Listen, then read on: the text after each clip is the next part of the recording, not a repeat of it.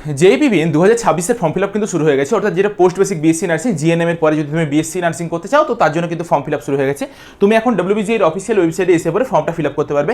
আমাদেরকে এই form fill up করতে গেলে কী কী ডকুমেন্টস লাগবে, কত কি ফিস পেমেন্ট করতে হবে, তার সাথে হচ্ছে কি এলিজিবিলিটি ক্রাইটেরিয়া রয়েছে, সেগুলো সব কিছু নিয়ে আলোচনা করবো। সবচেয়ে প্রথমে তোমরা একটা কাজ করতে পারো, এই ইনফরমেশন বুলেটিন বলে যে জায়গাটা রয়েছে, ইনফরমেশন বুলেটিনে এটাকে ডাউনলোড করে পুরো ইনফরমেশন বুলেটিনকে একটু ভালোভাবে পড়বে। প্রচুর রুলস রেগুলেশন চেঞ্জ হয়েছে, এলিজিবিলিটি ক্রাইটেরিয়ার মধ্যে অনেক কিছু ফারাক আনা হয়েছে, তো সেগুলো তুমি এই ইনফরমেশন বুলেটিনটাকে যদি ঠিকভাবে পড়ো তাহলে দেখতে পেয়ে যাবে এখানে সুন্দরভাবে লেখা আছে যে তোমার এলিজিবিলিটি ক্রাইটেরিয়া, সিলেবাস কী হবে না হবে সব কিছু এখানে দেওয়া আছে। যদি তারপরেও তোমাদের কোনো কিছু ডাউট থেকে থাকে সেটা আমাদেরকে জানাবে। সবচেয়ে প্রথম বলে দিই 7 তারিখে 11টা থেকে 12:30 পর্যন্ত তোমাদের পরীক্ষা হবে। আমাদের এখানে 100টা কোশ্চেন থাকে, এমসিকিউ কোশ্চেন থাকে, তোমাদেরকে সময় দেওয়া হয় 90 মিনিট। আর সিলেবাসটা হচ্ছে যেটা তুমি জিএনএম এ পড়াশোনা করেছো তার মধ্যে দুটো পার্টে ভাগ করেছে, একটা পার্ট এ একটা পার্ট বি। পার্ট এ মানে একটা মেজর সাবজেক্ট আর একটা মাইনর সাবজেক্টের মধ্যে। মাইনরের মধ্যে রেখেছে anatomy, physiology, sociology, psychology, pharmacology, microbiology, nutrition আর প্যাথোলজিকে। আর পার্ট বি এর মধ্যে হচ্ছে F1 রেখেছে, মেডসার্জ রেখেছে, পেডিয়াট্রিক রেখেছে, সাইকাট্রিক রেখেছে, অবস রেখেছে আর কমিউনিটি অর্থাৎ সিএইচএন রেখেছে। এই কটাকে রেখেছে। 40টা কোশ্চেন আসবে পার্ট এ থেকে, 60টা কোশ্চেন আসবে পার্ট বি থেকে। অর্থাৎ তোমরা বুঝতে পারছো এই দিকের ওয়েটেজটা একটু বেশি। এইটুকুই হচ্ছে তোমাদের সিলেবাসের প্যাটার্ন। দেখো আমরা যদি অফিসিয়াল ওয়েবসাইটে চলে যাই সেখানে দেখতে পাবে অনলাইন অ্যাপ্লিকেশন ফর জেবিএন 2025-26 বলে একটা অপশন আসবে। এখান থেকে আমরা ক্লিক করবো, ওকেটাতে ক্লিক করার পরে আমাদের কাছে একটা নতুন ইন্টারফেস চলে আসবে, যেখানে একটু ভালো করে দেখো তোমাদেরকে এইখানে কোনো কিছু ফিল আপ করলে চলবে না। অর্থাৎ তুমি যদি ভাবো যে এখানে লগ ইন নাম্বার পাসওয়ার্ড দিয়ে পরে কিছু মানে করতে পারবে না। তোমাকে যেতে হবে নিচের দিকে নিউ ক্যান্ডিডেট রেজিস্ট্রেশন বলে এই সেকশনটা রয়েছে, এই সেকশনটাতে যেতে হবে। তুমি যদি আগেও জেবিএন দিয়ে থেকেছো তবুও কোনো কিছু ম্যাটার করে না। তুমি যদি প্রথমবারের জন্য দিয়ে থাকছো তবুও তোমাকে কি করতে হবে, এই নিউ ক্যান্ডিডেট রেজিস্ট্রেশনটাতে ক্লিক করতে হবে। সকলকে এটাতে ক্লিক করতে হবে। এটাতে ক্লিক করার পরে এখানে তোমাদেরকে প্রচুর ইনস্ট্রাকশন দিয়ে দেওয়া হয়েছে। সবচেয়ে প্রথমে যে ফি স্ট্রাকচারটা সেটা নিয়ে বলি, একটা হিউজ ফি স্ট্রাকচার নিয়ে থাকে এই জেবিএন এর জন্য। 3000 টাকা ফি স্ট্রাকচার নিয়ে থাকে, কারণ খুবই কম ছেলে মেয়ে এটাতে পার্টিসিপেট করে। তোমাদেরকে আগের দিনের ভিডিওতে আমি বলেছিলাম যে কেন এই জেবিএনটা করে নেওয়াটা বা তোমাদের পোস্ট বেসিক বিএসসি নার্সিং করে নেওয়াটা বেশি ভালো, কারণ এর জন্য আলাদাভাবে একটা ভ্যাকেন্সি বেরোয়, সেই ভ্যাকেন্সিটা প্রতি বছর ফিল আপ হয় না। যদি করে নিতে পারো তুমি সেন্ট্রালের সব এক্সামের জন্য ম্যাক্সিমামের ক্ষেত্রে এলিজিবল হয়ে যাবে। তার সাথে তুমি এইদিকে ডব্লিউবিএইচআরবি যখন রিক্রুটমেন্ট বেরোবে সেটার জন্য খুব ইজিলি তুমি চান্স পেয়ে যাবে জেবিএন এর থ্রু দিয়ে। ঠিক আছে, আচ্ছা তোমাদের কাছে এখানে কী কী ডকুমেন্টস লাগবে, তোমার নিজের একটা ছবি লাগবে আর সিগনেচার লাগবে। ছবিটা 10 কেবি থেকে 200 কেবির মধ্যে হতে হবে, সিগনেচারটা 4 থেকে 30 কেবির মধ্যে হবে, সেটা আমরা দেখিয়ে দেবো। ঠিক আছে, আচ্ছা তুমি নিচের দিকে এটাকে স্ক্রোল ডাউন করে যাবে যখনই, তখন দেবে আই এগ্রি বলে একটা অপশন আসবে। আই এগ্রিটাতে ক্লিক করার পর প্রসিড টু অ্যাপ্লিকেশন এই অপশনটাতে আমরা ক্লিক করবো। এটাতে ক্লিক করার পর তোমাকে এখানে তোমার নিজের candidate name, mother name, father name এগুলো যে তুমি ঠিকঠাক পুট করছো কিনা সেগুলোর জন্য একটা কনসেন্ট সাইন করতে হবে। ডান দিকে একটু সর করে নিয়ে যাবে, সর করে নিয়ে যাওয়ার পরে একটু সরানোর পরে দেবে এখানে অনেকগুলো চেক বক্স রয়েছে। আই রিড কনফার্ম, এটাতে চেক অলটাতে ক্লিক করে দিলে সবগুলো একবারে চেক হয়ে যাবে। এরপর আমরা অ্যাগ্রিটাতে ক্লিক করার পর ইয়েস অপশনটাতে ক্লিক করে দেবো। এরপর আমাদের অ্যাকচুয়াল যে রেজিস্ট্রেশন প্রসেসটা সেই প্রসেসটা শুরু হলো, যেখানে তোমাদেরকে candidate name, father name, mother name এই তিনটে ক্যাপিটালে দেওয়ার চেষ্টা করবে, ক্যাপিটালে দেবে অ্যাকচুয়ালি। আর তোমার ডেট অফ বার্থটা রয়েছে সেই ডেট অফ বার্থটা দেবে। খুব ভালো করে শুনবে, তোমার এই মাদার নাম আর ডেট অফ বার্থ এই দুটো কিন্তু খুব ভাইটাল জায়গা, কারণ এই দুটোর উপর বেস করে পরেই তুমি কাউন্সিলিং প্রসেসে পার্টিসিপেট করতে পারবে। এই দুটো যদি কোনোভাবে ভুল দিয়ে দাও তুমি কিন্তু যত ভালোই রেজাল্ট করে থাকো কাউন্সিলিংয়ে পার্টিসিপেট করতে পারবে না। তার জন্য বলছি এই ফর্মটা, এই রেজিস্ট্রেশনের জায়গাটাকে খুব ভালো করে কেয়ারফুলি দেখবে। এটা কিন্তু এডিট করা যাবে না, পরবর্তী সময় প্রচুর ঝামেলা হয়ে যাবে যদি কোনো কিছু ভুলভাল দিয়ে দাও। জেন্ডারটা তোমাকে এখান থেকে নিজেকে সিলেক্ট করতে হবে। আইডেন্টিফিকেশন টাইপ থেকে তোমার যদি ভোটার কার্ড, পাসপোর্ট বা রেশন কার্ড বা ক্লাস 10 এর অ্যাডমিট কার্ড বা এনি আদার ভ্যালিড আইডেন্টিটি প্রুফটাতে ক্লিক করে পরে তুমি এখানে যে আইডেন্টি নাম্বার রয়েছে এটা তুমি তোমার আধার কার্ডের নাম্বারটা দিতে পারো। ঠিক আছে, আচ্ছা নয়তো তোমার যদি অন্য কোনো অপশন পছন্দ হয়ে থাকে তুমি সেই অপশনগুলোকেও দিতে পারো, কোনো ইস্যু নেই। নিচের দিকে দেখো তোমার মোবাইল নাম্বার দিতে বলেছে, এখানে মোবাইল নাম্বারটা পুট করার পর এখানটাতে চেক বক্সটাতে ক্লিক করতে হবে। সিমিলার ওয়েতে এই ইমেল আইডিতে ক্লিক পুট করার পর তোমার নিজস্ব যে ইমেল আইডি তারপরে এই চেক বক্সটাতে ক্লিক করতে হবে। তোমাকে এখানে তোমার পাসওয়ার্ড দিতে হবে। এই পাসওয়ার্ডের একটা নির্দিষ্ট ধরনের প্যাটার্ন রয়েছে, সেই প্যাটার্ন অনুযায়ী তোমাকে পাসওয়ার্ড দিতে হবে, আদারওয়াইজ পাসওয়ার্ডটা নেবে না। সাপোজ তোমার নাম ধরো রাজু, আরটা ক্যাপিটাল লিখবো, এ জে ইউ এগুলোকে স্মলে লিখবো, একটা @ দিতে পারি বা একটা হ্যাশট্যাগ দিতে পারি, যে কোনো একটা স্পেশাল ক্যারেক্টার দেবো, তারপরে একটা যে কোনো তোমার নিউমেরিক্যাল দেবো, 5339 দিয়ে দিলাম ধরো, বা 1529 দিয়ে দিলাম, যা হোক একটা কিছু নিউমেরিক্যাল দেবো। অর্থাৎ কি বললাম, একটা ক্যাপিটাল, একটা স্মল, একটা স্পেশাল ক্যারেক্টার আর একটা নিউমেরিক্যাল, এইটা ফলো তোমাকে করতে হবে। আদারওয়াইজ তোমার কিন্তু পাসওয়ার্ডটা তোমার সাবমিট হবে না বা এখানে সাপোর্ট নেবে না। এইখানে এটা দিতে হবে, সেই সেম পাসওয়ার্ডটাকেও এখানে দিতে হবে। এই হচ্ছে ফরম্যাট, এই ফরম্যাটে তোমাকে দিতে হবে। প্রথমে একটা ক্যাপিটাল, তারপর হচ্ছে স্মল, বা একটা ক্যাপিটাল, একটা স্মল, একটা স্পেশাল ক্যারেক্টার আর একটা হচ্ছে নিউমেরিক্যাল, আর মিনিমাম 8টা ক্যারেক্টার রাখতে হবে। দেখো এখানে আমি 9টা টোটাল ক্যারেক্টার রেখেছি, 1 2 3 4 5 6 7 8 9টা, মিনিমাম 8টা তোমাকে ক্যারেক্টার রাখতে হবে। এখানে যে সিকিউরিটি পিনটা রয়েছে এই সিকিউরিটি পিনটাকে এখানে পুট করতে হবে। পুট করার পরে আমাদেরকে নিচের দিকে দেখবে একটা সাবমিটের অপশন পেয়ে যাবে, সাবমিটটাতে ক্লিক করে দিলেই হয়ে যাবে, ঠিক আছে। দেখো তার আগে বলে দিই, তোমরা যারা প্রস্তুতি নিচ্ছ তাদের এখন মক টেস্ট দেওয়াটা খুবই জরুরি।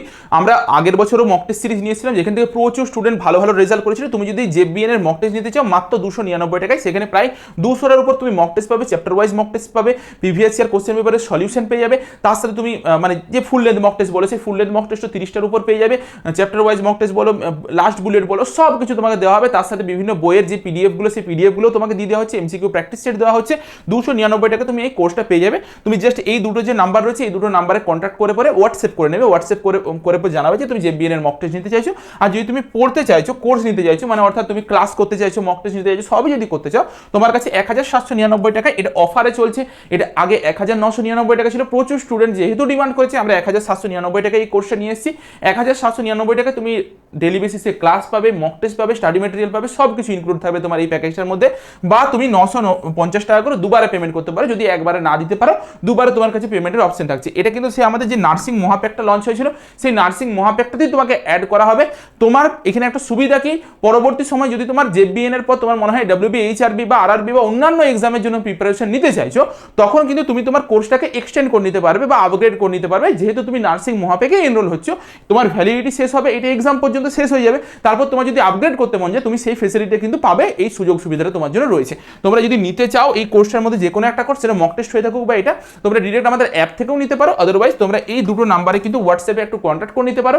হোয়াটসঅ্যাপে মেসেজ করবে, কারণ এত কল ধরে আমাদের পক্ষে সম্ভব হয়ে ওঠে না, প্রচুর কল আসে। হোয়াটসঅ্যাপে একটু মেসেজ করে দিও, তোমাদেরকে সব ডিটেলস জানিয়ে দেওয়া হবে, ঠিক আছে। তোমার যদি সাবমিট করার আগে মনে হয় কোনো কিছু এডিট করবে, তখন এখানে এডিটে গিয়ে পরে মানে এডিটটাতে ক্লিক করতে পারো, আদারওয়াইজ সাবমিটের নেক্সটটাতে ক্লিক করবে। এরপরে সঙ্গে সঙ্গে তোমার কাছে ওটিপির একটা অপশন চলে আসবে, যে তোমার মোবাইল নাম্বারে একটা ওটিপি যাবে আর তোমার ইমেলে একটা ওটিপি যাবে। এরপর দেখো মধ্যেখানে লেখা আছে অর লেখা আছে, অর্থাৎ তুমি চাইলে শুধুমাত্র মোবাইল নাম্বারটা দিতে পারো বা শুধুমাত্র ইমেলটা দিতে পারো। কিন্তু যদি তোমার দুটো জায়গাতেই ওটিপি ঢুকে থাকে তাহলে তুমি দুটোকেই দেবে। তাতে কি হবে, তোমার মোবাইল নাম্বার আর ইমেল দুটোই ভেরিফাই হয়ে যাবে। আর নিচের দিকে যে সিকিউরিটি পিনটা রয়েছে সেই সিকিউরিটি পিনটা দিয়ে পরে ভেরিফাই অ্যান্ড ফাইনাল সাবমিটে আমরা ক্লিক করবো। যে কোনো একটা দিলেও চলবে, তবে যদি দুটো জায়গাতে ওটিপি এসে থাকে আমরা দুটো জায়গার ওটিপি পুট করবো। আমার কাছে যেমন দুটো জায়গাতে ওটিপি চলে এসেছে, আমি এখানে দুটো জায়গার ওটিপিটাই পুট করবো, বা তোমাদেরকে আমি দেখিয়ে দিচ্ছি একটা জায়গাতে শুধুমাত্র ওটিপি আমাকে পুট করে দেখাচ্ছি। আমি সাপোজ ধরো মোবাইল নাম্বারের ওটিপিটা পুট করলাম 878372, ঠিক আছে। আর এইটা পুট করলাম না, আর এইটাকে নিয়ে নিলাম 817126। এরপর আমি ভেরিফাই অ্যান্ড ফাইনাল সাবমিটে যখনই আমি ক্লিক করবো আমার এটা ভেরিফাই হয়ে পরে ফাইনাল সাবমিট হয়ে যাবে। দেখো সঙ্গে সঙ্গে আমার কাছে একটা অ্যাপ্লিকেশন নাম্বার জেনারেট হয়ে চলে আসলো। তোমরা কি করবে, যখনই এটা আসবে তোমরা এই অ্যাপ্লিকেশন নাম্বারটা একটা স্ক্রিনশট নিয়ে নেবে, বা তুমি কি করতে পারো এর একটা ছবি এরকম করে তুলে রেখে দেবে, কারণ এরপরে আমি যখন লগ ইন করবো তখন এই অ্যাপ্লিকেশন নাম্বারটা হচ্ছে আমার কাজে লাগবে। এটাকে আমি এরকম করে ধরবো, কপি করে রেখে দেবো, দি ক্লিক হেয়ার টু লগ ইনটাতে আমরা ক্লিক করলে সেই পুরোনো সেই পেজটাতে চলে আসবো যেখান থেকে আমরা রেজিস্ট্রেশন শুরু করেছিলাম। এরপর এখানে অ্যাপ্লিকেশন নাম্বারটাকে এখানে পুট করতে হবে। তুমি যে পাসওয়ার্ডটা দিয়েছিলে সেই পাসওয়ার্ডটাকে এখানে দিতে হবে, আমি দিয়ে দিলাম। আর সিকিউরিটি পিনটা যেটা রয়েছে সেই সিকিউরিটি পিনটাকে এখানে পুট করতে হবে 453503। এরপর আমরা কি করবো, সাইন ইনটাতে ক্লিক করবো। সাইন ইনে ক্লিক করার পর তোমাদের কাছে ওটিপি যাবে, যে তুমি মোবাইল নাম্বারে ওটিপি সেন্ড করতে বলছো না ইমেলে ওটিপি সেন্ড করতে বলছো। তোমার যেটা পছন্দ তুমি সেখানে ওটিপি সেন্ড করতে বলবে। সেন্ড ওটিপিটাতে ক্লিক করলে দেখতে পেয়ে যাবে যে তোমার মোবাইল নাম্বারটা যেটা দেখাচ্ছে সেটা তোমার ঠিকঠাক মোবাইল নাম্বারটা দেখাচ্ছে কিনা। আমার কাছে ওটিপি চলে আসছে, আমি এই ওটিপিটাকে পুট করে নেব 402927। লগ ইনটাতে ক্লিক করবো, তাহলে আমাদের এখানে লগ ইন হয়ে যাবে। এরপর দেখো আমরা এরকম একটা পেজে চলে আসবো, যেখানে অলরেডি আমরা অনেকগুলো কনসেন্টে সাইন করে রেখেছি। দেখো এগুলো তো আমরা সাইন করে রেখেছি, বাকি নিচের দিকে অনেকগুলো কনসেন্ট রয়েছে যেগুলো এখনো সাইন করিনি। আমরা আবার উপর দিকে গিয়ে পরে এখানে চেক অলটাতে ক্লিক করে দেবো, দিয়ে তারপরে একদম নিচের দিকে চলে এসে পরে অ্যাগ্রিটাতে ক্লিক করে পরে ইয়েসটাতে ক্লিক করে দেবো। আমাদের রেজিস্ট্রেশন প্রসেসটা পুরো কমপ্লিট হয়ে গেল। এরপরও দেখো আমাদের application form fill up, qualification detail, contact details, present employment details দিতে হবে তোমাকে, exam centre details, signature photo upload করতে হবে, ফাইনাল সাবমিট করে পরে রেজিস্ট্রেশন ফিস পেমেন্টটা এখনো পর্যন্ত বাকি আছে। এই প্রসেসটা আমাদেরকে এবারে কমপ্লিট করতে হবে। যার জন্য দেখো এইদিকে বাঁ দিকে যদি যাও দেখতে পাবে যে তোমার মোবাইল নাম্বারটা ভেরিফাই হয়ে গেছে, কিন্তু এখনো পর্যন্ত ইমেলটা ভেরিফাই হয়নি। কেন হয়নি, কারণ আমরা এখনো পর্যন্ত ইমেলটা মনে করতে ইমেলের ওটিপিটা পুট করিনি। যদি দুটোই পুট করে দিতে দুটোই ভেরিফাই হয়ে যেত, এইটুকুই। ফিল অ্যাপ্লিকেশন ফর্ম বলে একটা অপশন রয়েছে, সেই ফিল অ্যাপ্লিকেশন ফর্মটাতে আমরা ক্লিক করবো। এটাতে ক্লিক করার পরে তোমাদের কাছে ন্যাশনালিটি বলে একটা অপশন চলে আসবে, সেখান থেকে তুমি ইন্ডিয়ান সিলেক্ট করবে, তোমার স্টেট অফ ডোমিসাইলটা ওয়েস্ট বেঙ্গল সিলেক্ট করবে, রিজিয়নটা তোমার যেটা সেটা তুমি সিলেক্ট করবে, ক্যাটাগরি তোমাকে এখান থেকে সিলেক্ট করতে হবে। ক্যাটাগরির ক্ষেত্রে বলে রাখি, যদি তুমি ইডাব্লিউএস ক্যান্ডিডেট হয়ে থাকো, জেনারেল ইডাব্লিউএস যদি হয়ে থাকো, তাহলে তুমি এখন এই এপ্রিল মাসের পর থেকে আর কি তুমি ইডাব্লিউএস সার্টিফিকেট তোমার হাতে পেতে শুরু করবে। ভোটের জন্য অনেক জায়গায় দেবে না। তুমি যদি মনে করো যে তুমি ইডাব্লিউএস এর মধ্যে এলিজিবল, মানে এলিজিবিলিটি ক্রাইটেরিয়া রয়েছে ইডাব্লিউএস এর মতন, তাহলে তোমাকে এখন থেকে ইডাব্লিউএসটা সিলেক্ট করতে হবে, তোমার হাতে সার্টিফিকেট থাকুক বা না থাকুক। কারণ তুমি বা ওবিসিদের ক্ষেত্রেও সেটাই বলছি, যদি তোমার হাতে ওবিসি সার্টিফিকেট নেই কিন্তু তুমি এখন ওবিসি ক্যাটাগরির মধ্যে পড়ে গিয়েছো, কিন্তু তুমি জানো যে 2-3 মাসের মধ্যে তুমি ওবিসি সার্টিফিকেটটা পেয়ে যাবে, কারণ তোমার কাছে এখন আগস্ট মাস সেপ্টেম্বর মাসে এগুলো দরকার পড়বে আর কি, আগস্ট মাসে মোস্ট প্রবাবলি দরকার পড়বে।